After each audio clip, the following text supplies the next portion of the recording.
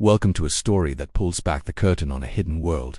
Today, we're not just telling a story, we're listening to one. A fictional account based on real-life scenarios that play out every day in the heart of Southeast Asia. We're in Bangsawan, a fictional Thai city buzzing with tourists, to meet a woman who calls herself Nok.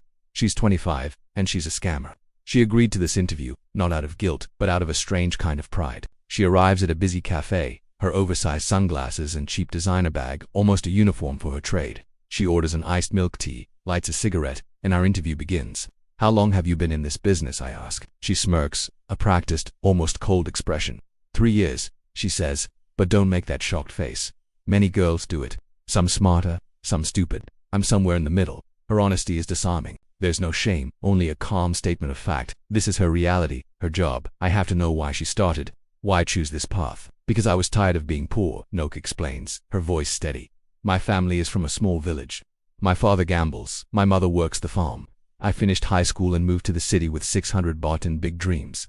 But dreams don't pay the rent. She tells me a friend gave her the idea that would change her life. Foreign men think Thai girls are sweet and innocent. The friend had said use that. Nok laughed at first. It seemed too simple, too cruel, but desperation is a powerful motivator. Then I tried it, she says. It worked immediately. Just like that, a new career was born. So, what's her method? How does she turn a simple conversation into a steady income? She leans forward, her voice dropping a little, as if sharing a trade secret. There are many styles, she says. I do the good girl trap. She breaks it down for me step by step. First, look innocent, never aggressive, never overtly sexy. Second, invent a respectable, low-paying job. A waitress, a massage therapist, something that makes her seem hardworking and humble. Third, and most importantly, act shy. The shy ones make more money. She insists it makes them seem more genuine, less predatory. Fourth, tell the man you like him for his kindness, not his wallet. Make him feel special, seen for who he is, not what he has. And then comes the final, crucial step. Step 5. Slowly, she emphasizes. Talk about problems. A sick mother, school fees for a sibling, unpaid rent, whatever. Most men want to be heroes. I just give them the chance. It's a calculated performance. A script she has perfected over 3 years. She's not just asking for money. She's selling a fantasy, the fantasy of being a savior, a white knight rescuing a damsel in distress. The men aren't just paying for her problems, they're paying to feel good about themselves. Do you ever feel guilty? I ask, searching for a crack in her composure. She hesitates for a moment. Sometimes, she admits. But then I see men lie to their wives, lie to their girlfriends, lie to themselves. Why should I cry for them? Her justification is a cold comfort. Some come here drunk wanting to feel young again. Some want a girlfriend for 1 week, 1 month. They leave. I stay. I have to survive. In her world, it's a transaction. They get a temporary escape, a youthful fantasy. She gets the means to live another day. It's a harsh, cynical view, but it's the one that helps her sleep at night. I ask about her biggest success story, her most profitable scam. She lets out a genuine laugh this time, a sound that's both proud and a little chilling. A man from Australia, she begins. He stayed 1 week. Said he loved me. The classic whirlwind romance. I told him my little sister needed surgery, totally made up, of course. When he returned home love-struck and eager to be her hero, he sent 80,000 baht, but the scam didn't end there. He wanted video calls every night. So boring, she scoffs. Her solution was audacious. I hired my cousin to pretend to be me sometimes.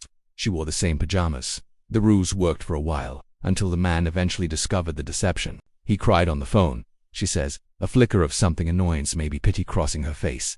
I blocked him. End of story. Business concluded. With all these transactions, is there any room for real emotion? Does she ever actually like any of the men she meets? Sometimes I like the attention, she confesses, staring into a now empty glass.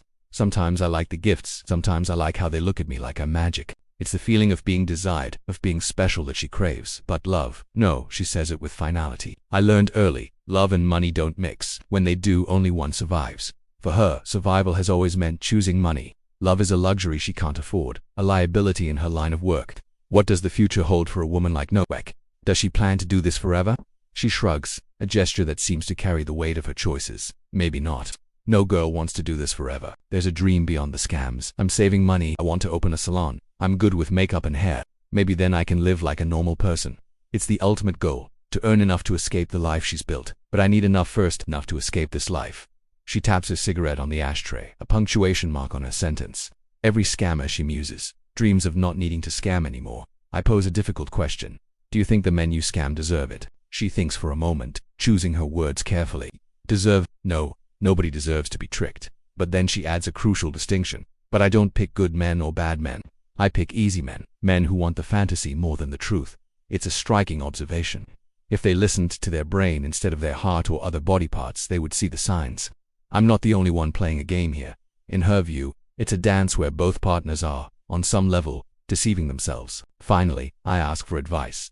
What would she tell a foreigner coming to Thailand for the first time, looking for love? Her answer is blunt and practical. Simple. Don't believe a girl you met yesterday is your soulmate. Don't send money to someone you don't really know. Don't think your kindness will change a girl's life. And her final, most powerful warning, and never forget if she is too sweet, too loving, too perfect, she is working. It's a harsh dose of reality from an expert in fantasy. And what about the other side? What would she say to a young woman from a poor village, thinking of following in her footsteps? Noak pauses for a long time.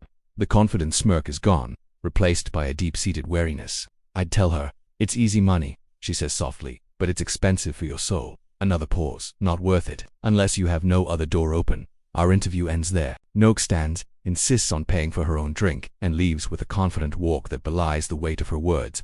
As she disappears into the crowd, her phone vibrates.